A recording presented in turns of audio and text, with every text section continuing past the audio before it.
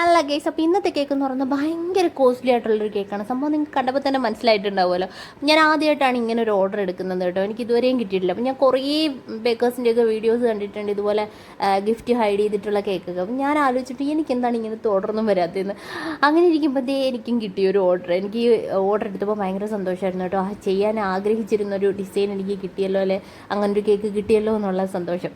പിന്നെ ഈ ഒരു ഓർഡർ എനിക്ക് തന്നത് നമ്മുടെ ഒരു റെഗുലർ കസ്റ്റമറാണ്. എൻ്റെ അടുത്ത് നിന്ന് കേക്ക് വാങ്ങിച്ച് പരിചയമായതാണ് കേട്ടോ. അങ്ങനെ എൻ്റെ അടുത്ത് നിന്ന് കുറേ അധികം കേക്കൊക്കെ വാങ്ങിച്ചിട്ടുണ്ട്. പിന്നെ ഈ ഒരു ഗിഫ്റ്റ് എൻ്റെ അടുത്ത് എത്തിക്കാൻ വേണ്ടിയിട്ട് അവർ തിരുവനന്തപുരത്ത് നിന്നാണ് വന്നത്. അപ്പം ഞാൻ ആലോചിക്കായിരുന്നു, നമ്മളെ അത്രയും വിശ്വസിക്കുന്നത് കൊണ്ടാണല്ലോ അവർ ഇത്രയും വിലയുള്ളൊരു സാധനമൊക്കെ നമ്മളെ കൊണ്ട് ഏൽപ്പിച്ചതെന്നൊക്കെ.